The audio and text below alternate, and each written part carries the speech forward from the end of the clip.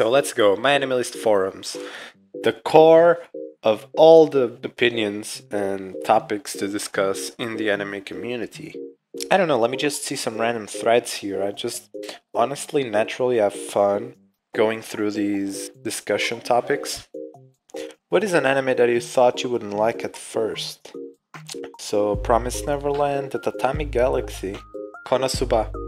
KonoSuba, I remember distinctively being in one of my best friends' room back at college, and KonoSuba was announced, the first episode was gonna air, and we were ready to shit on it, because even in 2016, we already had enough isekai back then. And KonoSuba just seemed like another one of those. But then we watched the first episode together, and we just laughed all the way through, basically. It was just a very welcome surprise. KonoSuba really blew my mind. I felt terrible for just being so sure it was gonna be shit, but ended up being one of my favorite anime comedies. My Hero Academia here. I hated the hype, but I love it. Oh my god. Like, why do people get so bothered by hype? Like, I understand that it's kind of bothersome. You like something, something is great, but you can't stop seeing it all over the place, on YouTube, on social media, people talking about it everywhere. But I mean, if it's good, like, people will talk about it, that makes sense. Of course, if it's really shitty, people will also talk about it. X-Arm and Kaifuku come to mind recently. But don't let the hype get the best of you, man. Even if something is super popular or has a lot of tropes, it might appeal to you on a more personal level, you don't know. Sakuta here says, for me it's Naruto, One Piece, The Prince of Tennis. I was against to watch long series. Well, that's the thing, like, people who are against watching a long series just think that it's not gonna be worth it, even if it's great, because it's just a huge dump of time. And like, at some point I agree with that, because if you have a long list of anime, for example, that you want to watch, or if you haven't watched a substantial amount of anime, I don't think it's the best idea to just dump so much time into one show, personally. But of course, One Piece and Naruto and all those long-running shonen were many people's first anime because it aired on television. If you don't follow a lot of series at the same time, or just don't have time for it, or you don't like to do it, I don't think it's a great idea to dump all this time on a long-running series, because by the time you watched Naruto, One Piece, Bleach, you could have watched like hundreds of anime.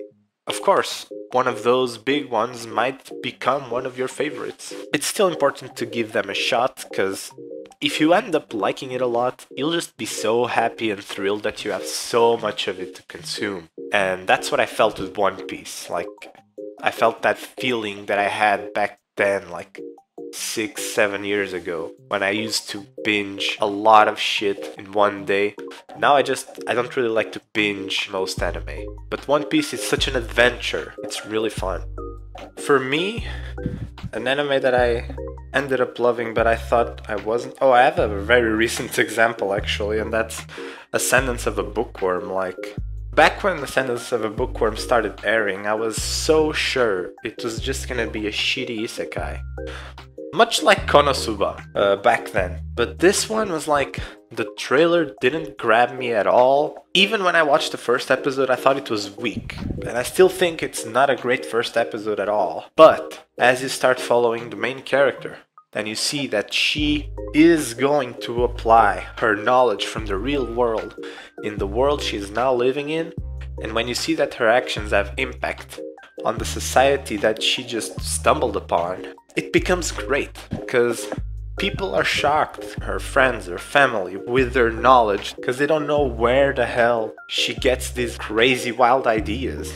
From cooking recipes to handmade objects like baskets or hairpins, or the simple idea of making a picture book. A book that is accessible for children and not just something that nobles can have access to. People are blown away by her ideas. And it's interesting to see her struggling to get the materials and the right processes to develop these ideas that she brings from our world. It ended up becoming one of my favorite anime in recent memory. I mean, Pop Team Epic, I thought it was gonna be a boring ass adaptation because I saw that it was a Yonkoma manga adaptation. And I saw some of the chapters and some were funny, but I thought the adaptation was just gonna be these compilation of really short stories, really short punchlines. That it was gonna be pretty average, like some would be funny, some wouldn't be. And although that kinda ended up being true, they gave it such an interesting adaptation by giving it an array of animation styles, animation techniques, and some really, really crazy ideas. Like, the production of Pop Tepipiku is one of the most fascinating things in the industry to this day for me. And that fact alone, even though some of the punchlines worked better than the others, as it's natural, even when it was not being hilarious, it was still being so interesting to just look at and see what the hell they came up with and how. It's amazing. So yeah, I mean, that's basically it. That's it for this thread. I don't know what else I can add. But yeah. はい、みんな登録してくれてありがとう。そして登録しなかったそこのお前、今からお前んち行くからな。